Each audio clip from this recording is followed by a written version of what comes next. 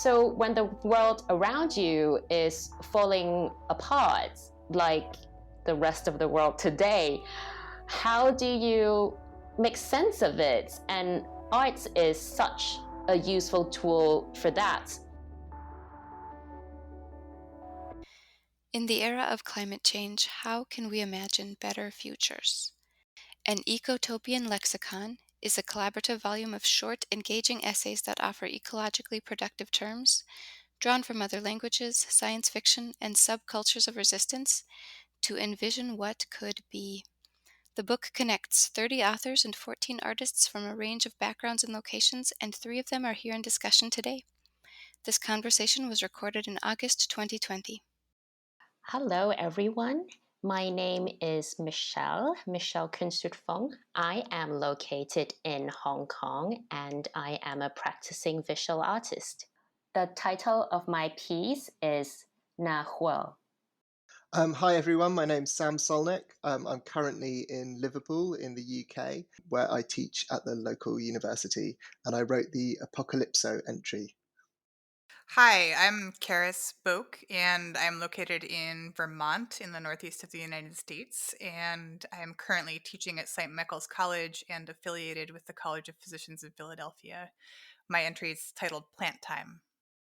Let me start by saying why I got involved in this project, and this is Michelle. It actually started in Alaska, out of all places. I was in Alaska for an artist residency under the theme climate change. We visited 8 communities there, and on that same residency was another playwright, Chantal Bilodeau, and she introduced me to this project, and that's how I got involved, because all my works revolves around building a futuristic world in year 2084, and that presents the geopolitical maps in the age of Anthropocene.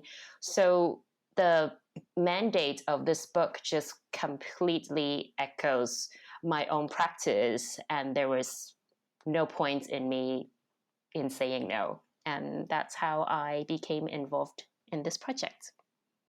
Hi, Sam here. So I guess one of the things that piqued my curiosity about this book was that I'm generally a fan of books or collections that bring together short essays on individual words and concepts. And I think part of that's the influence of a book called Keywords by Raymond Williams when I was an undergrad, which is a little bit dated now and probably more popular on this side of the Atlantic than in the USA. But it was great because there were these one-page essays on a single concept that helped you think through things. So that appealed.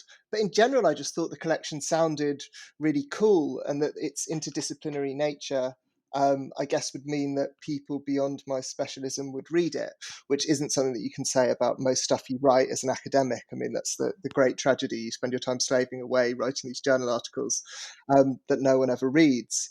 And I found the idea of an ecotopian lexicon really fascinating because it brings together, if you like, this idea of the utopian, which we know means kind of both a good place and a no place, with the word eco, right? With this word that gives us the sense of dwelling place or the collection of different organisms in the environments. And as I was writing it, I kept on having that idea in mind that we were writing this kind of guidebook or map, or if you like, spell book for imagining and articulating a kind of ecological future that doesn't exist yet, but that we might want. And to me, that's just seemed a really fascinating idea. Hello, Charis here. So I got involved in this project sort of in a similar way to both Michelle and Sam, which is that I saw the call for contributions and it lined up so perfectly with things I was thinking about and working on at the time that I couldn't say no. And part of that was noticing the ways that so I'm an anthropologist and I work with white herbalists in the northeast of the US. And a lot of the folks that I work with are deeply invested in changing the world and in changing what healthcare looks like and in changing what relationships look like. I'm personally invested in those things too. And so the opportunity to work on a project where we take language and shift it around or draw on conceptual frameworks outside of what's already available to us in English was really exciting for me to think, well, what are some ways that we can learn, that English speakers can learn from other lexicons, other linguistic frameworks to reform our relationship to other humans, to other than humans, to the planet itself, to our lives, even to our own bodies. So this rethinking and reimagining is something that has compelled my various practices throughout life. And so, in a way, my plant time entry is not only linked to the anthropological work of my life, but also to the activist work that I do as an herbalist and as a medic, and also as a teacher, saying how do we as scholars, as artists, as teachers, as older adults make space for folks that are coming up in this world and are younger to figure out how to live well on a planet that is suffering, that is full of suffering. It's always been full of suffering in some ways, but now finds itself in a particular kind of moment with climate change. So the whole project to me is an exciting rethinking of what it means to reimagine the world in a better way. Well, I have to confess, I received this book in the mail maybe after Christmas, and I hope I'm not the only one in the universe who does this, because I flipped through the book, I thought it looked great, and then it stayed on my bookshelf for months untouched. And a few weeks ago, partly to prepare for this podcast and partly for self-interest, I started really reading the book, and I thought it was really good. And when I read it, I found it like a refreshing new agey anthology, but backed by thoughtful scholarship in the 21st century. It's very timely. It addresses the much needed global perspective on a global issue, climate change, while still being sensitive with sensitive areas such as cultural appropriation. And what I really loved about this book is each piece is short and sweet. My husband is a recovering academic, so I'm very familiar with academic writing. So what I love with this book is that the reader is not overwhelmed with an onslaught of dry academic language. I didn't feel tired and needed a nap after reading each piece. Instead, I felt excited and rejuvenated to read another piece or look up the new terms in each essay. I found this book is not one where you read from start to finish, but rather you should dip into it when the mood is right. Ponder and come back for another long word when the mood is right again.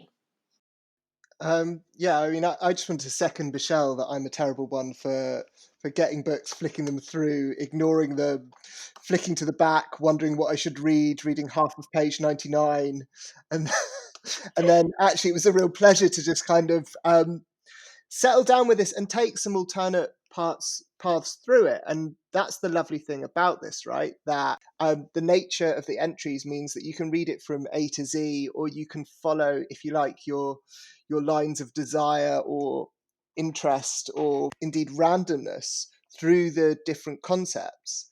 And I like that all these concepts are loan words, right? You know, it's not a list saying these are the words through which you need to understand the Anthropocene or whichever word we want to give our current socio-ecological political moment, but rather by being a kind of diverse, interdisciplinary book that brings together everything from science fiction to different languages to dolphin breath in its or dolphin speech in its first entry.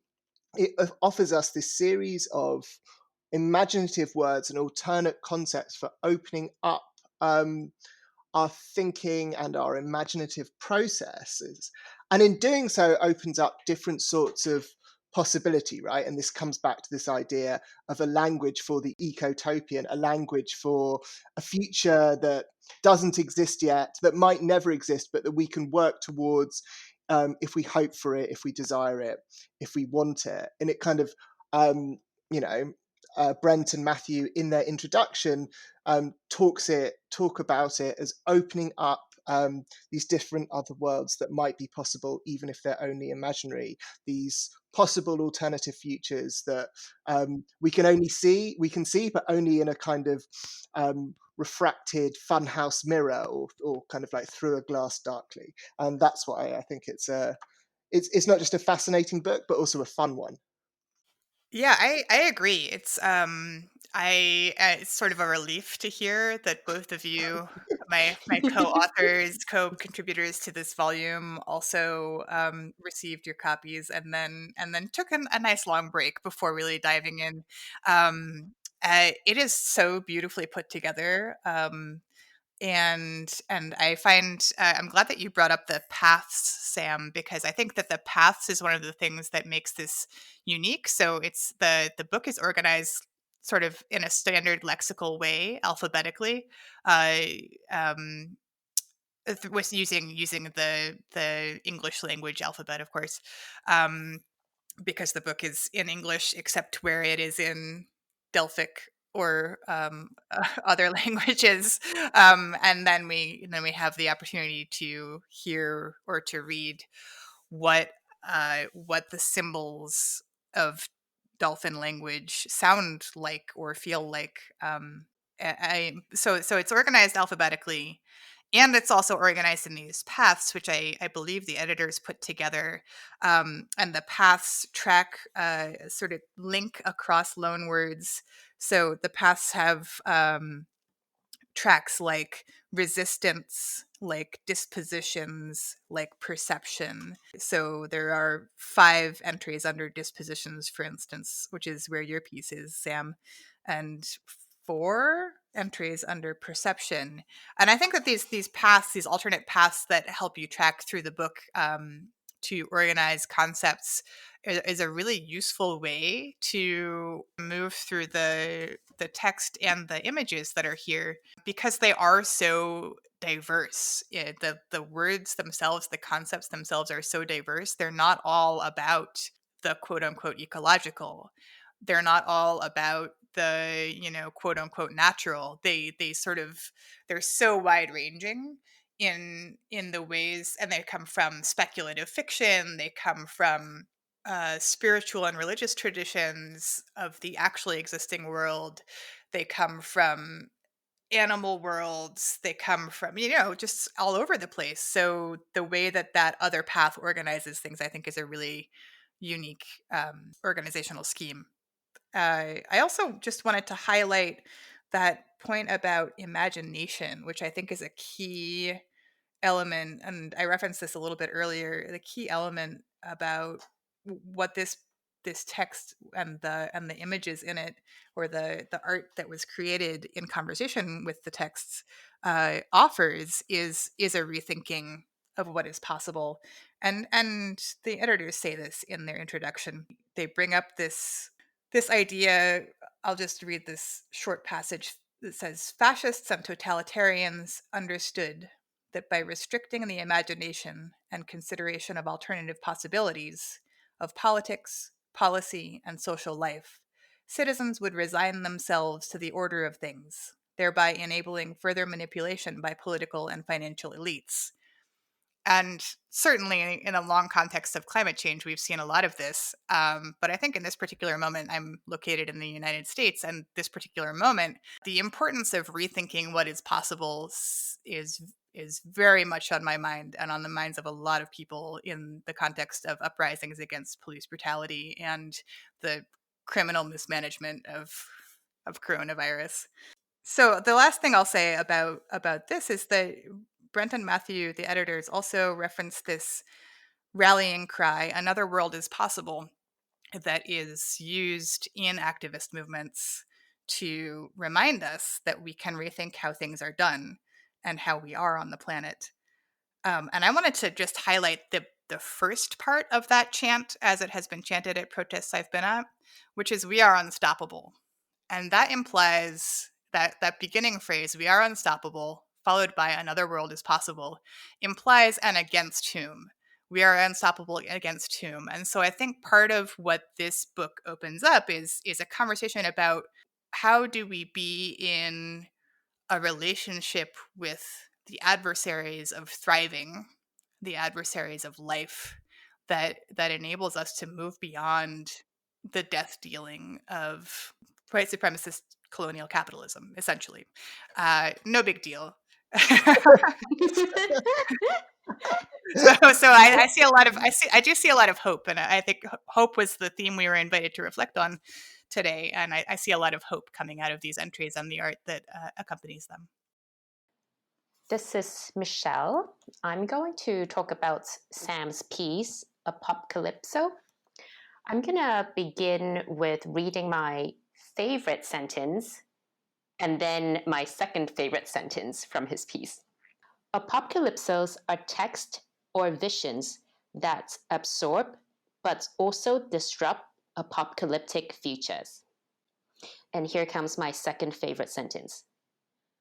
Apocalypso fuses the alarm and concern surrounding discussions of environmental crisis with the sense of play, togetherness, and critique typical of the Calypso tradition. So after reading Sam's piece, to me, his piece is about the creative works that described, deconstruct, and usurped the idea of an apocalypse. And he quoted examples such as Evelyn Riley's poetry collection. What really, really drew me to Sam's piece is he mixes the sense of doom with a sense of play. And I think humor and this sense of wonder is so critical and essential in persisting in difficult situations. It's this childlike wonder or this optimistic, positive twist of the situation, which is humor that really pull us through any adversity. And art, whether it's literary, whether it's visual, whether it's music, whether it's food, art is such an useful tool because it is essentially a concentration of human experiences, and that includes humor and sense of wonder. So art is such a useful tool to pull yourself through an adversity. It's a concentration of one's emotional and intellectual reactions to the world. So when the world around you is falling apart, like the rest of the world today, how do you make sense of it? And art is such a useful tool for that. And those who are blessed with the gift to manifest these reactions in an aesthetic form, the makers are transformed in that process. I myself have made artworks during very painful situations, and that was very therapeutic for me. but also those who partake as participants, like an audience, a reader, a viewer, they also engage in this intensely emotional or intellectual exercise. So I was very drawn to this notion of play, and especially this echoes my current research.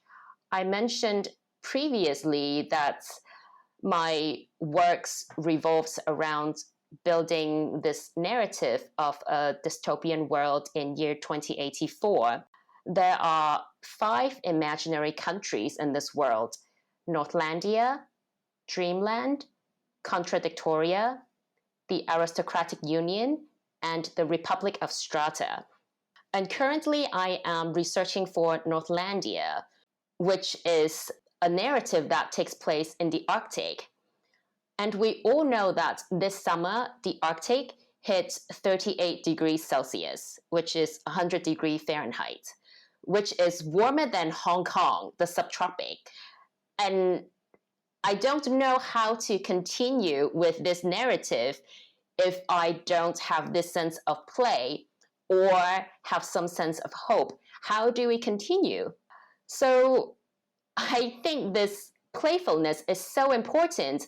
So inside this narrative, there are fun things like a mountain-sized ice cream maker. There is a military troop that's made of fat jumping seals, and there are giant puffins. And I think only with these playful, humorous gems that people can really respond to a difficult situation and can really think and nurture hope. Otherwise, it's too difficult. So, having shared a little bit of my own works with you, I'm really curious for Charis and Sam. How do you envision our world in 100 years? What would be strikingly similar and what would be permanently different? So, I mean, the question's a tricky one because, I mean, and not just because I flip quite quickly between the utopian and the dystopian, depending on whether I've had my coffee. But I think I find it very different to imagine the world as in to think planetarily 100 years in the future, and while at the same time acknowledging that that's a hugely important thing to do. So when I think about the future, it tends to be through specific places, or even on quite a small scale of a single community or a single village. When I start thinking about planet Earth 100 years in the future, it gets very apocalyptic very quickly, even though I don't think generally in apocalyptic terms. And to give you an example, last week I was socially distancing, but also visiting my parents in the village where they live in the east of England, where many of the houses are hundreds of years old. That you can actually see the evolution of this quite small dwelling of about 400 people across time. And in thinking about that in 100 years' time, I don't think it'll have changed that much, apart from there'll be, different sorts of vehicles on the high street, which itself only has one shop and one pub, 2 pubs actually. But then it's also in the east of England, which is one of the regions of the UK that's most at risk from flooding. And I was thinking about this as I was walking across the beach there, that in many ways it would be the same, except some of it might be missing. And that was both kind of comforting and horrifying. We're so clued up into how to think a kind of techno futurism, right? I can imagine the city of the future, that might be, if we were to build a city that and future-proof it for 100 years' time, there are all sorts of interesting and engaging types of architectural and social practice and theory that helps us imagine what that'll look like. But I find it quite hard to imagine what the city I grew up in, London, will look like in 100 years' time. So I think there's always this tension between thinking the future and thinking it imaginatively, as you described so well, Michelle, and thinking about the specificities of our kind of local and global realities. I think to me that the main difference is, if I was thinking kind of practically rather than aesthetically or imaginatively would be in transport, in agriculture, and in energy production. And on the kind of transformations we'll see will be these sustainable projects on, sustainable energy or projects on a scale that is kind of hitherto unseen, kind of like mega solar and mega wind. And that isn't necessarily something that we should be completely positive about, because we're always having to be asking these questions about what are the future economics of these mega and techno engineering projects. What will the ecological ramifications be on a planet that will be in some way warmer? And also thinking more positively, what types of emergent and diverse and celebrated ecosystems might arise in these kind of changed climates. And of course, there will be this kind of intersection of the old and the new. In a relatively densely populated country like the UK, let alone a city state like Hong Kong, like what sorts of intersection between the old and the new, between the technological and the low tech, between the ecological and the economic will we find. So when you ask what things are going to be like, in 2084 or 100 years in the future, the fact is, I don't really know. That was a long-winded way of saying that. Yeah, I agree. This is really interesting. It's the first time. I just want to name that this is the first time the three of us have had a conversation, and so I'm finding it delightful and also somewhat eerie, the overlaps in our thinking, especially the point that you make there about the flip between utopian and dystopian thinking on any given day. I have to say, in the US right now, for me, it is hard to think. Like I have a really hard time, even if I can imagine what I would want 100 years in the future to look like. I have a hard time believing that it will happen. Um, uh, which is a sort of troubling thing to say for me, because I am in various different ways committed to trying to make the world better, and yet here we are in this moment where on the Gulf Coast of this continent there is a predicted storm surge coming that is has been labeled unsurvivable by the National Weather Service. Unsurvivable storm surge from Hurricane Laura. It's obviously linked to climatological changes. And here in the Northeast, in the last decade, we've been hit by hurricanes that have come up the East Coast. And Vermont is not known for its hurricane season, but we're seeing more of them. So when I think about I really appreciate the way you framed it, Sam, that like thinking locally is somewhat more straightforward than thinking at the scale of the globe. And I think there's actually some interesting political history behind why it's easier for us to think locally, around like what stories came out of the Cold War, for instance, about what a future looks like globally, and how these have seeped into our common narrative about what's possible. I think the migration patterns that are already happening because of climate change are going to vastly reshape what population centers look like, and they already have, right? And they're going to change what rural places look like.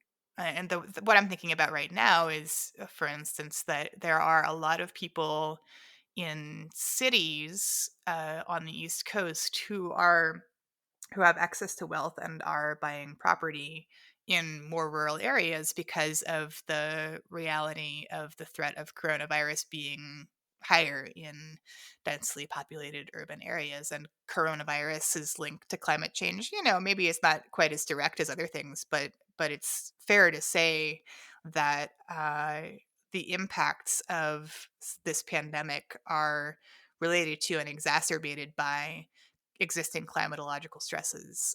I think I would say that. I don't know if you all would agree, but No, that's seconded. thanks for the vote of confidence there.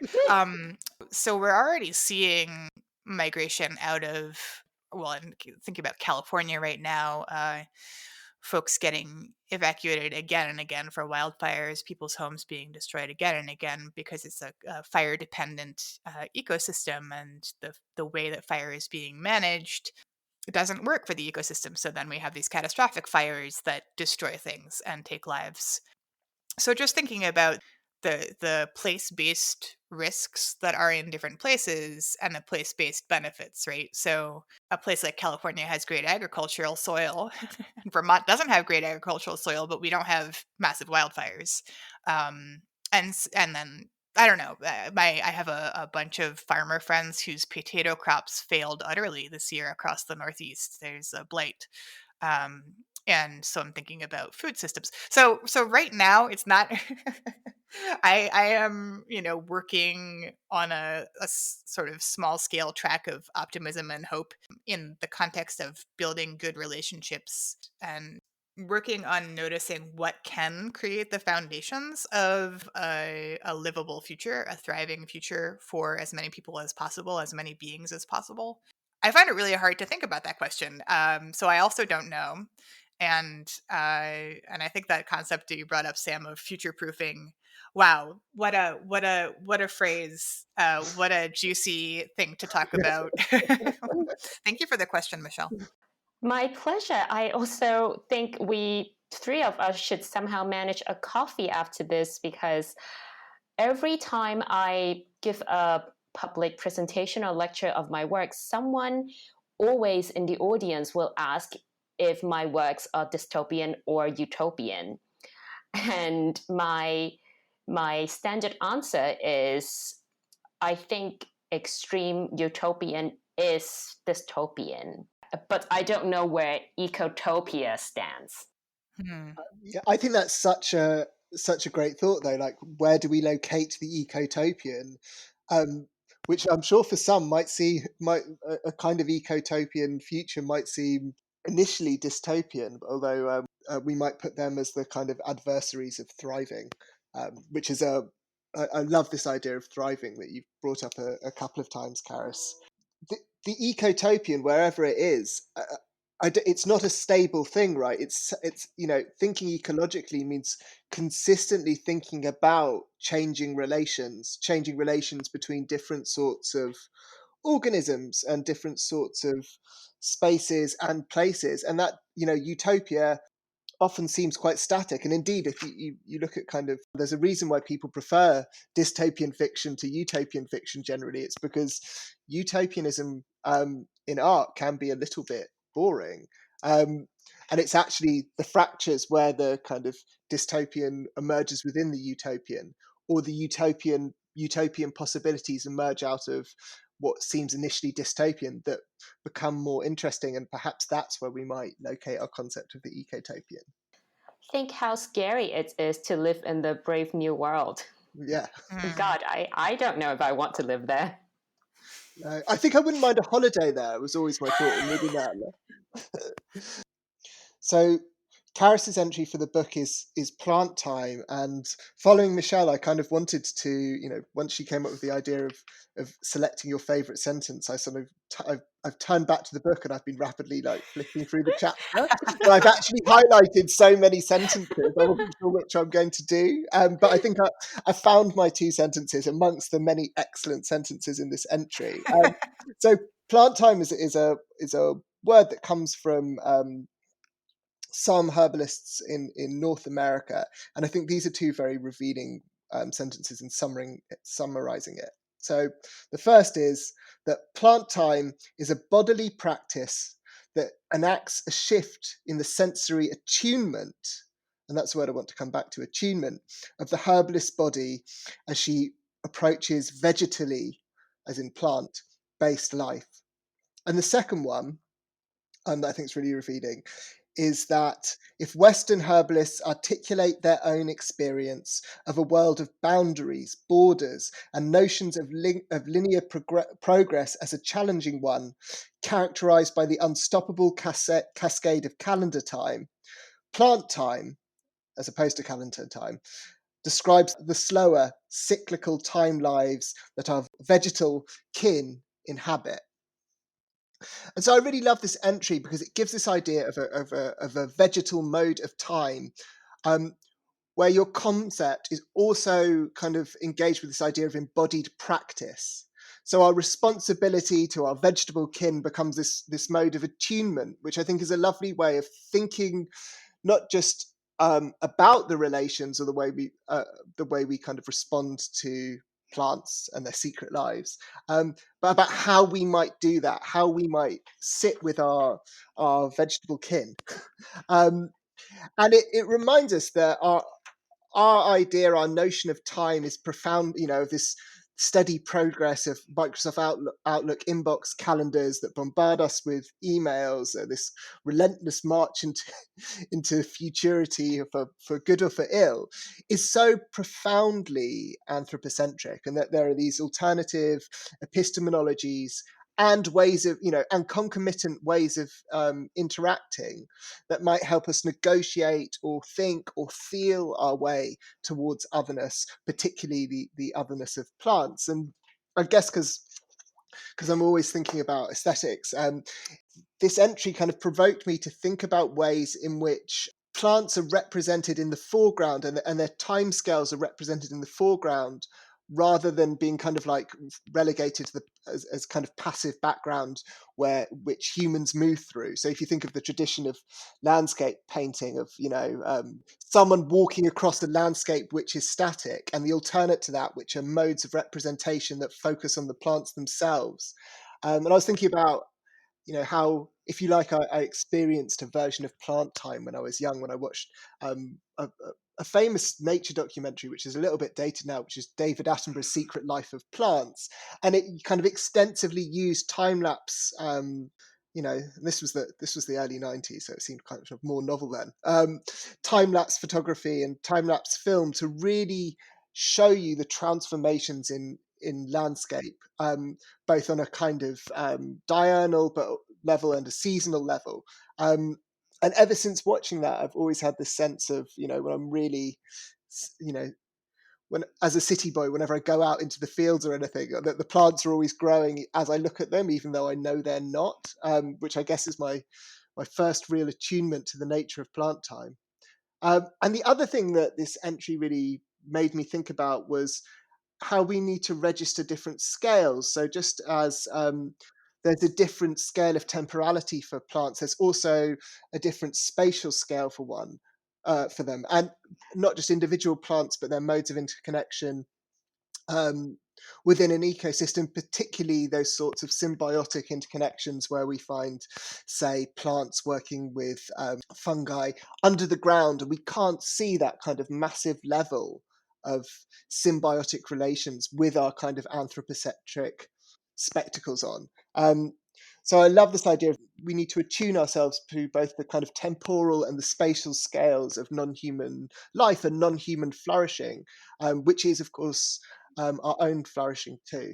I'll move on to my questions for both of you. I guess this loosely related to this idea of symbiosis, which is, do we hope for ourselves or do we hope for others? And if we hope for others, which others do we hope for? Do we hope for ourselves or for others? That question made me think of one of the only two things that tell you the truth. The first one is your wedding vow. The other one is the safety announcement on the airplane. So they always say, parents, take care of yourself before you take care of your children and infants. And I think this is the same attitude we should adopt for the flight of life. If we do not take care of ourselves, we do not have the right or ability to take care of others. So if we don't have hope for ourselves, how can we hope for others?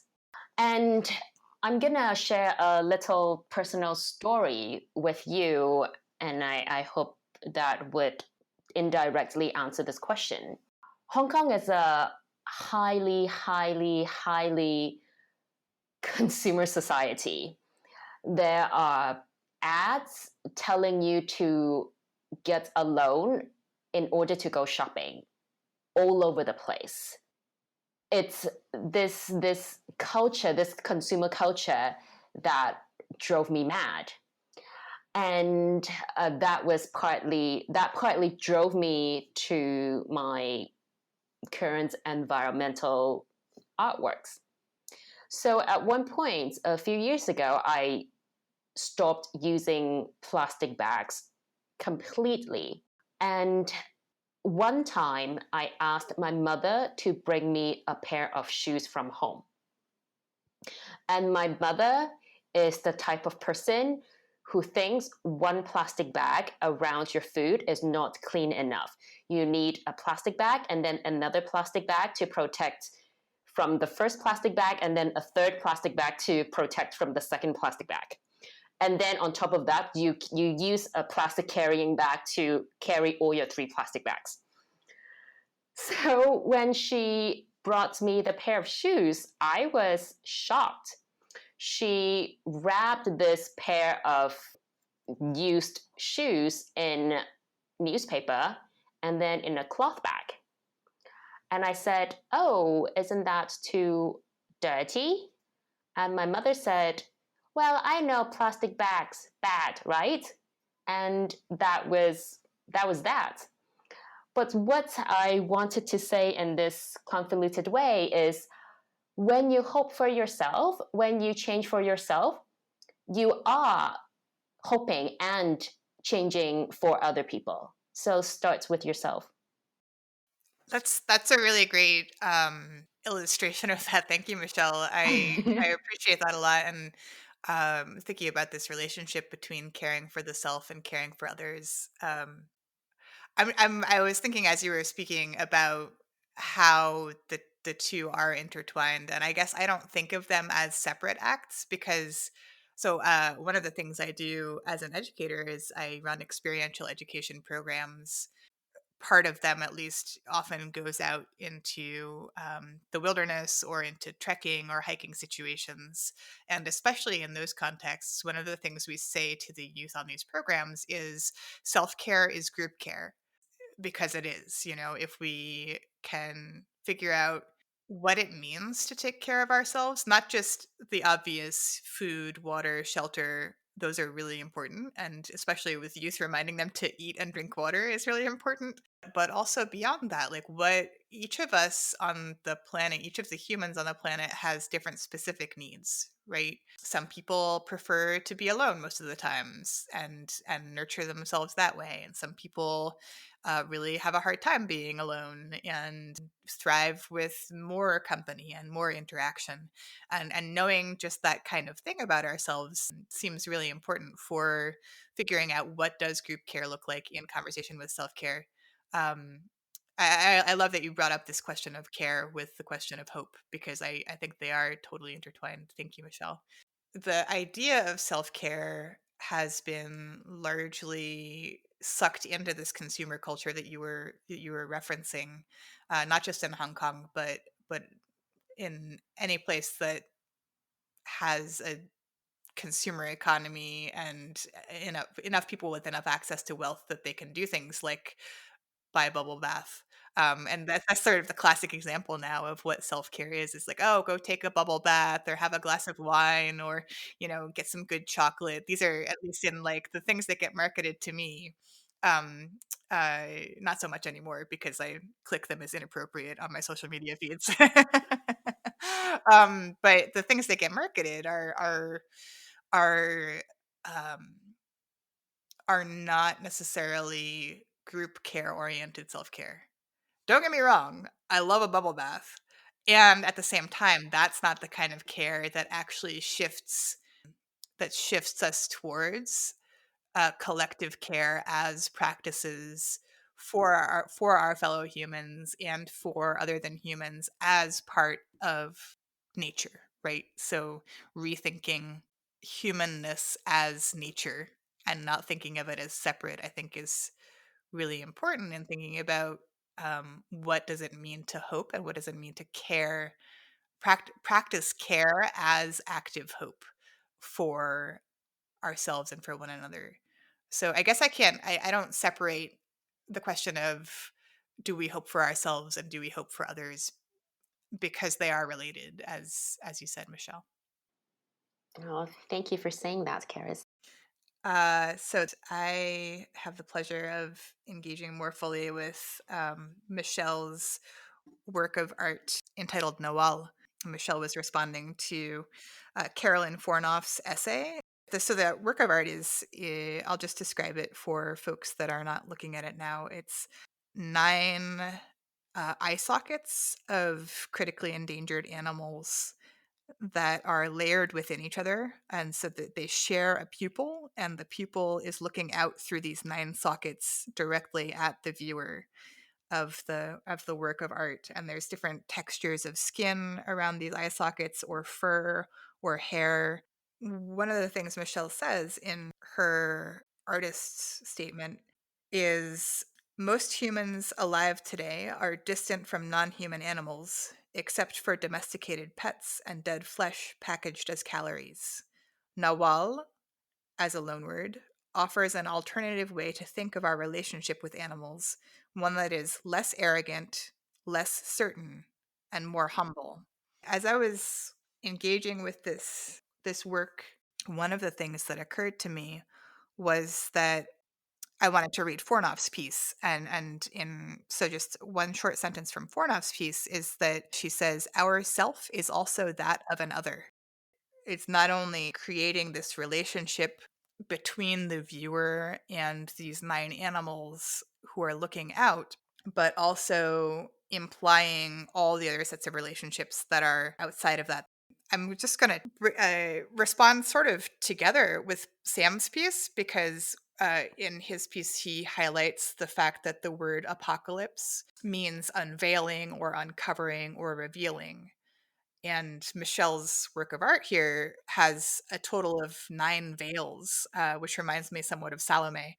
But these 9 veils are the eyelids of these critically endangered animals, which in this case are all open, gazing at the viewer. It really highlighted for me the difference, the distinction between a human gaze and an animal gaze, and what kinds of power are inherent in whose different gazes. I'm curious, from Michelle, how does the mutually exchanged gaze of this work, which does imply multiple bodies that are across or adjacent or regarding each other, how does it take up this question or this matter of Carolyn Fornoff's, the implication that our bodies are always also other bodies? Our self is that of another. I'm thinking here also of the introduction to The Arts of Living on a Damaged Planet, which was edited by Heather Swanson, Anna Tsing, and some other excellent folks. And the title of that introduction is Bodies Tumbled into Bodies. So even here in the title of that is this sense of separateness that is encompassed in relatedness or oneness or togetherness. And so one of my questions is how do you think more about this, Michelle? And the other question I have is sort of for both of you, which is that, so Sam, your piece invites us into the possibilities of simultaneous fracture or crisis and possibility or redirecting. And I want to ask you both, in the context of this work and your broader work, in the context of coronavirus and global uprisings against fascism, what is uncovered? What is being uncovered?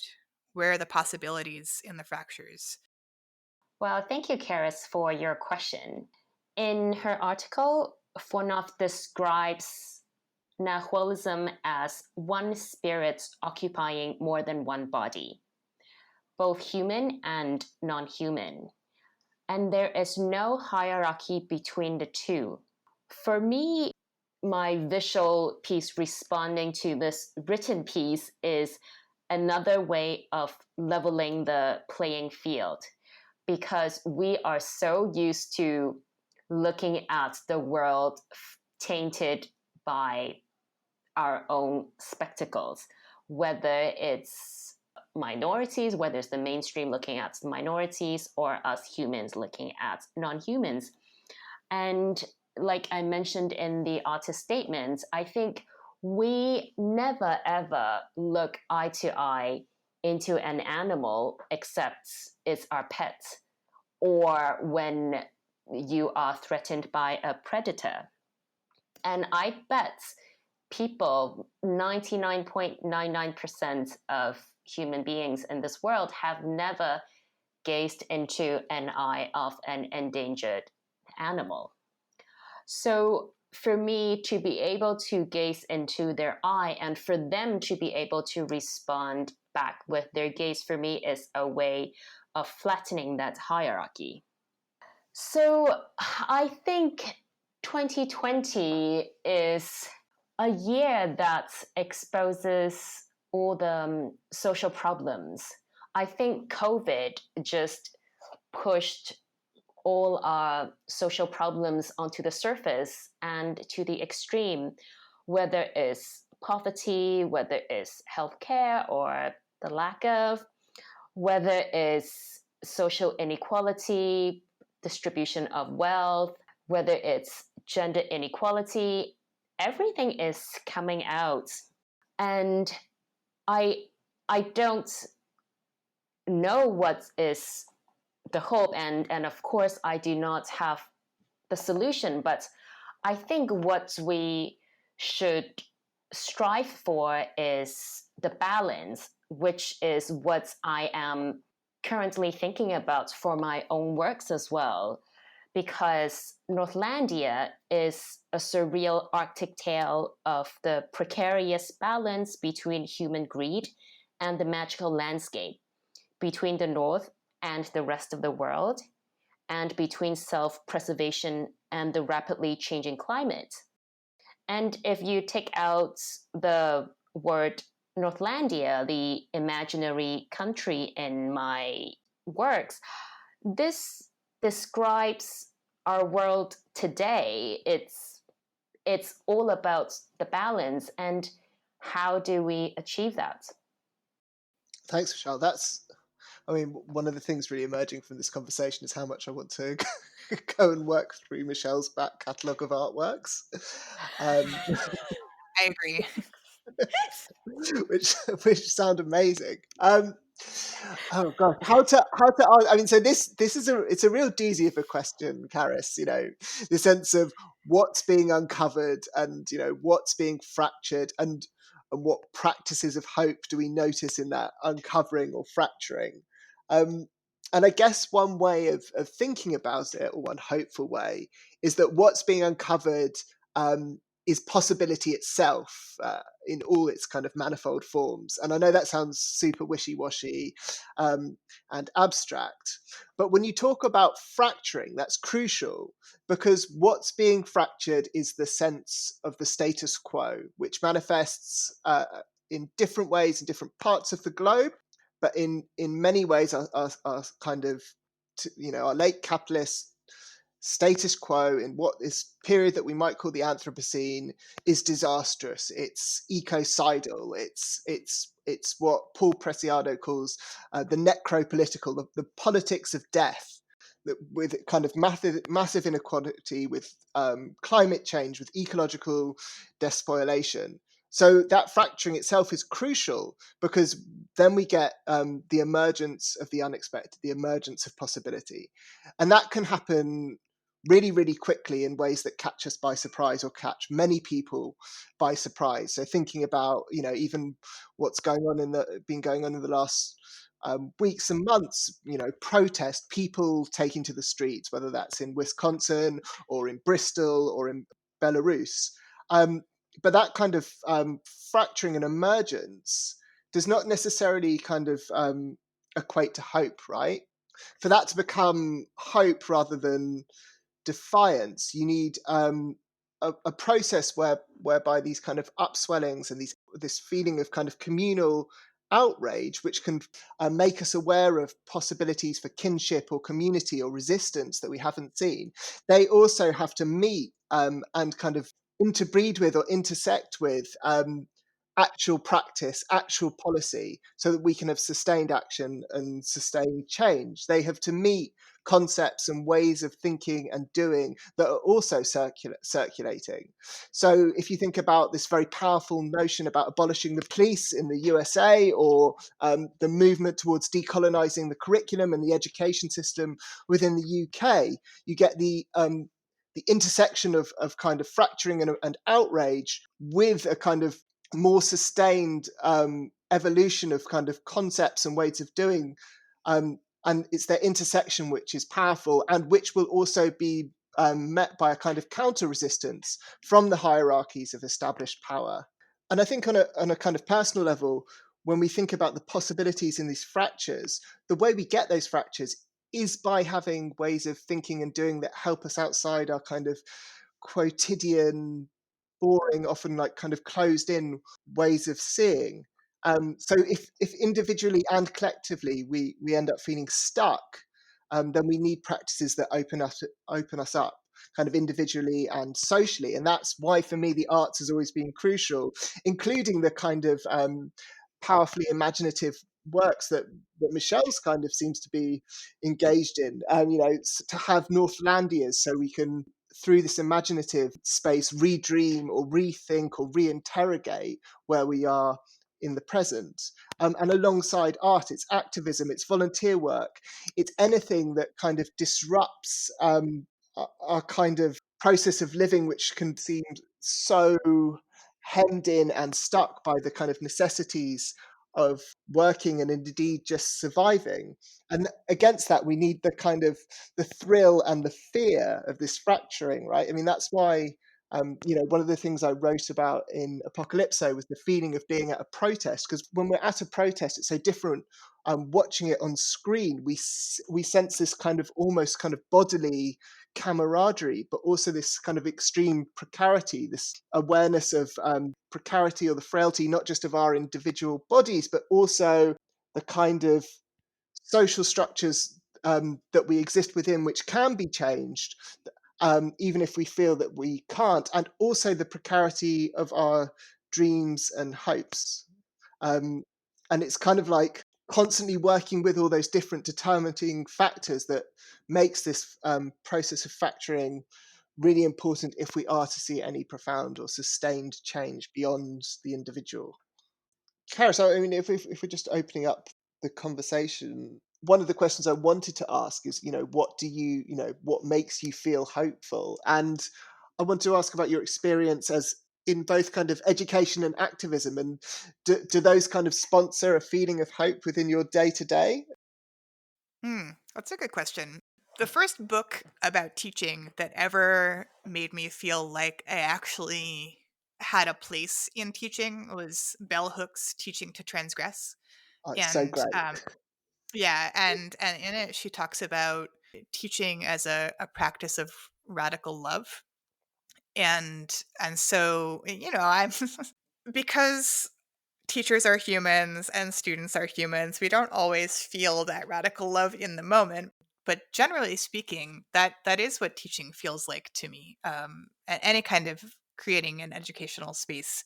I think opening up a space for learning at its best is always a learning together, and that always feels hopeful to me. To create the possibility of awareness that we are each responsible for our lives, and we are each always in connection with the lives and learning of those around us, like not even just in the classroom, right? In my neighborhood, in my town, in my online communities. There's this Karen Barat and Donna Haraway bring up this question of responsibility at the quantum level, that I think is really key to thinking about what kind of practices of hope are inherent in teaching and education spaces. So that's what I try to feel into when I'm in those spaces, to remind myself that I am also a human on the planet, and that means that I am imperfect and I don't know everything, and I have something to learn from the people that are here with me, whoever they are, and I also have something to share. And so, sort of trying to dismantle the idea that one person has all the knowledge, I think, is really at the core of that practice, teaching as a practice of love and of hope. And that thanks for that answer. That's actually, as we approach a new term as educators, at a trying time at best. Another Zoom term. Yeah, Yes, another Zoom exactly. term. I mean, having a reminder that we're not service providers, providing a kind of the commodity of education to our students, but rather this inherent kind of like community and responsibility that's integral to teaching and learning, and the teaching and learning of both, staff and students, even within the sorts of inevitable hierarchies that, however much we just try and dismantle them, exist to a certain extent within classrooms, is actually, a good, it's currently 2:30, a good 2:30 p.m. pep talk for me, as I, at the end of this call I've got to carry on like planning my syllabus. And it made me think, you mentioned Haraway, and she's got that idea of kinnovating, right? Like thinking about what our kin are, on human and a non-human level, but also kind of innovating in our forms of kinship. Yeah, And that can be as much kind of like ecological in the conventional sense of practice, but it can also very much be an educational one, and how we think about our role as educators, or ones who are kind of enablers rather than transmitters of knowledge. absolutely. Well, I'm really glad that Sam and Charis brought this up, because this echoes what I was thinking. And there was a suggested question that starts with ecotopian must. And my response to that is ecotopian must not become a pet project of the bourgeoisie. Mm, As us three sitting here discussing big ideas, discussing this beautiful printed book with our fancy machines, speaking fluent English across 3 continents, we have to remember that there are children right now around the world who cannot afford Zoom lessons because they don't have personal computers, they don't have access to Wi-Fi, or they're too embarrassed to show their home settings, or their homes are too noisy. And a lot of these children are even losing their only meal, the school lunch. So we have to remember that this world is shared by people who are not us, and also shared by animals and plants who are also clearly not us. hmm Yeah, thank you for that reminder, Michelle. That's certainly the case with the Zoom, the lack of access to Wi-Fi and computers in a number of small rural communities here in Vermont, and across this continent. So, what are the ways that we entwine this reimagining into the concrete material problems of class and of race and of gender and governance? Uh, one thing that this kind of feeds into, that I think about a lot and has become, if you like, foregrounded through the process of the pandemic, is the way that structures of government will flip things into a question of individual capacity, or individual moral choices, which should not be so, which are ultimately kind of systemic and structural issues.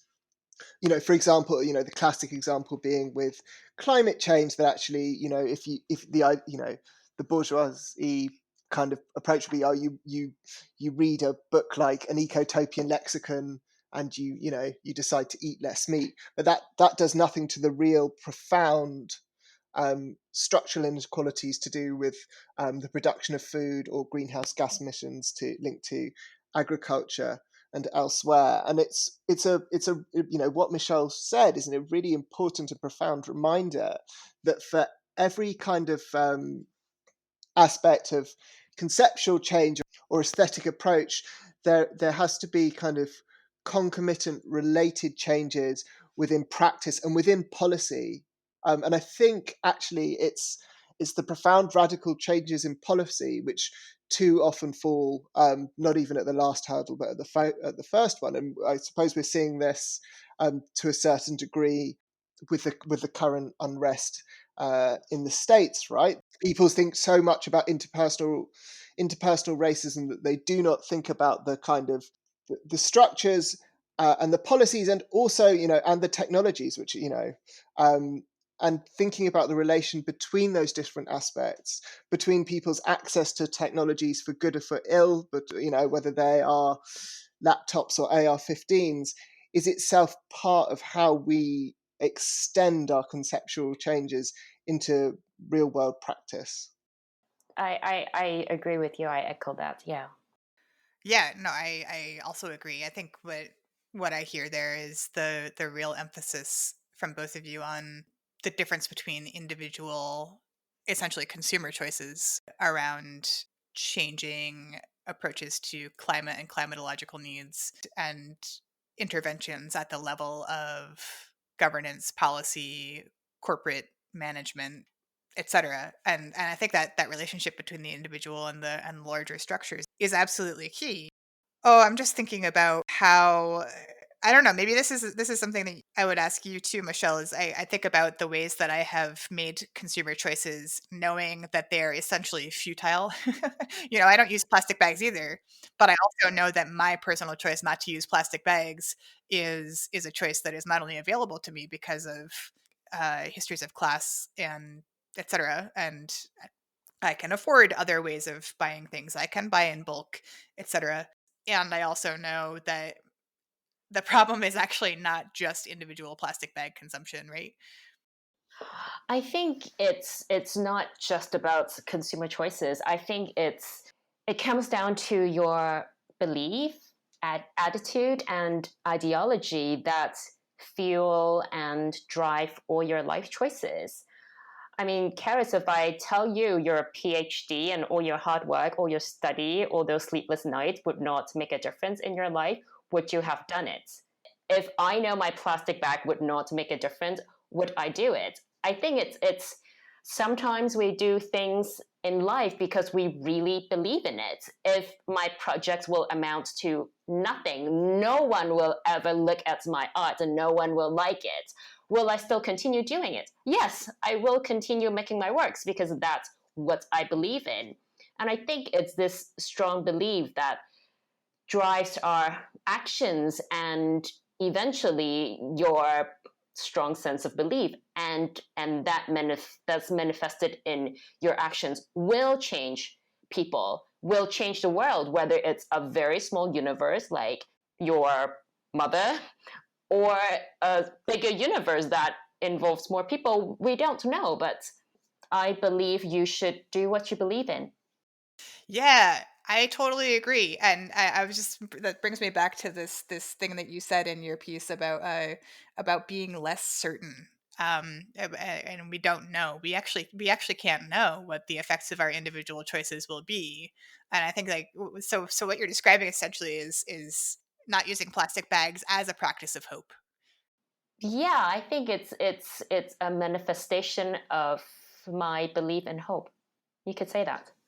I mean, that's certainly why that's why I teach. I can't guarantee that the students will come away with this deeper understanding of the relationship between individuals and structures when it comes to systems of power. But that is my hope, and I have to do it because that's what I'm.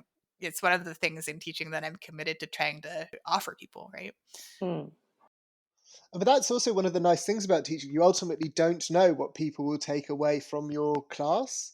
And that's actually much more hopeful than knowing that knowing that they'd be able to list, 10 important ways that hegemonic masculinity has been deconstructed in literary theory in the last decade, um, is not a particularly hopeful thing in and of itself, but you hope that things catch on and mutate in their minds and practices in different ways at different times, and always knowing what's going to happen is can be productive of despair, right? That it limits our notion of what is presently possible.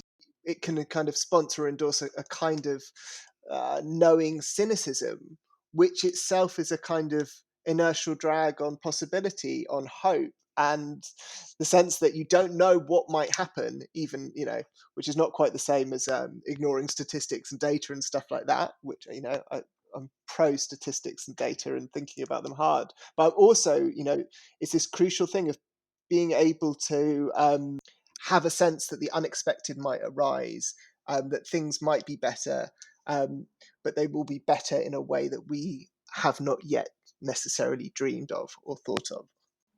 Yeah, if there's anything that 2020 has taught us, it's that the unexpected will arise. I'm just looking back at the notes that we made together before this conversation, and I'm noticing that Michelle highlighted the sense of wonder that was important to her in Sam's piece. And Sam, you mentioned this idea of this book as a spell book, and so I wonder if that uncertainty is also rests in that sense of wonder, curiosity, and the sense that we can weave spells for a different world. Yeah, I mean, that's the great thing about casting spells, is you conjure something up, but you never quite know what it is that it's going to be conjured.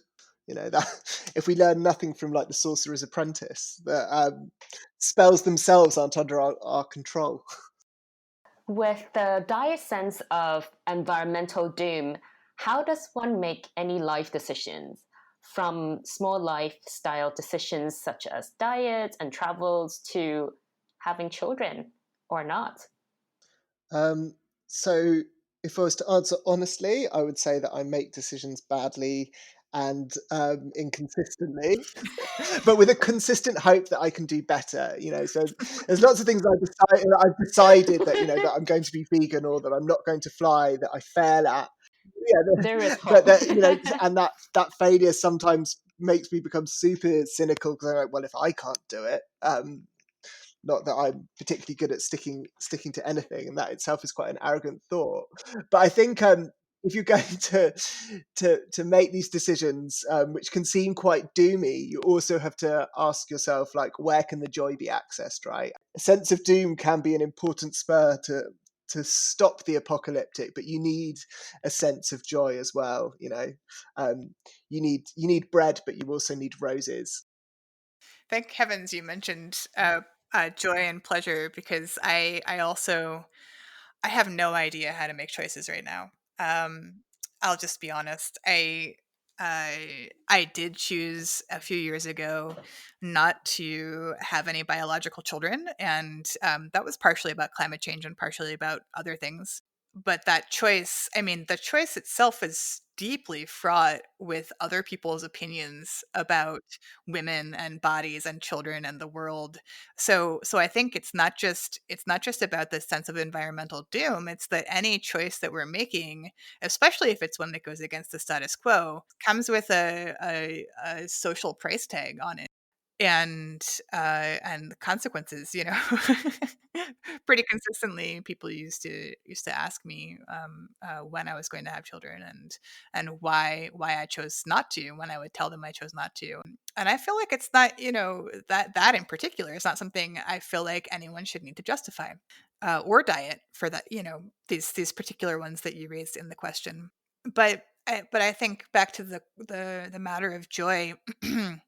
I've learned a lot from Adrienne Marie Brown and the Emergent Strategy Ideation Institute about what it might mean to refocus decision making and change work towards pleasure and joy, to ask ourselves, what would it mean if we were not only fighting against the things that are wrong and bad, but fighting for pleasure, fighting for a world where people have access to pleasure and joy.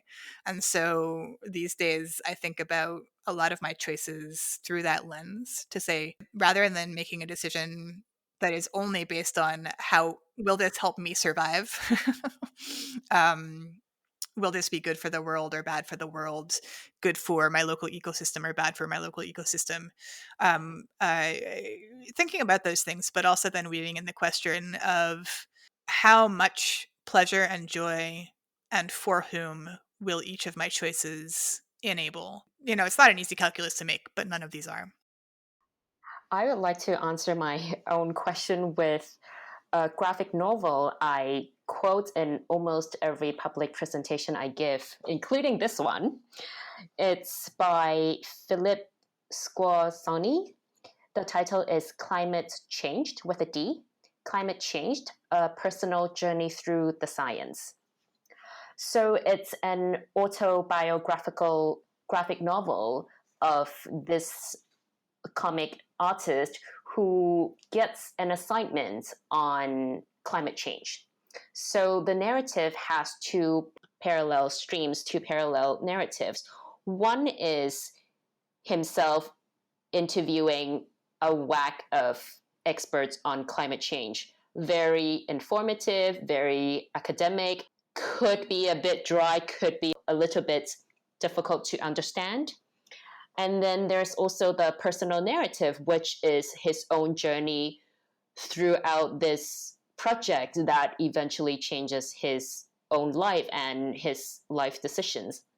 One, he is in a committed relationship. And because of this project, he decides not to take any travels except for once a year with his girlfriend. So he doesn't completely deprive his partner of pleasures in life. But what's really, really touched me is towards the end, he decides to attend a comic festival. So throughout the book, he has turned down many international invitations to attend comic festivals, exhibitions, international cultural exchange events, because he wants to reduce his carbon footprint. And eventually, he decides to attend a festival in the neighboring country. I forgot whether it's France or Belgium, because instead of taking the plane, he can take a train and a ferry and other obscure transportation methods, and that dramatically reduces his carbon footprint, even though it takes way longer. And that's how he justifies attending this festival, fulfilling and achieving his professional potentials while also protecting the environment. And every time I think back on this, I ask myself, am I willing to turn down important professional opportunities so that I can take care of the environment? And I would be honest with you, if this were not the COVID year, I would not be in Hong Kong right now.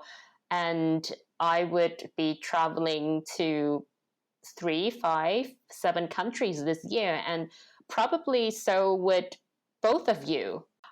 So I don't have an answer. This moment in the book is one that I constantly think back on, because what am I give up in order to take care of this planet? Yeah, I'm really glad you mentioned that book, Michelle, because that is on the great list of books that are currently staring at me from my bookshelf. It's amazing. I quote it all the time, and you can tell me what country he's actually traveling to. I never remember.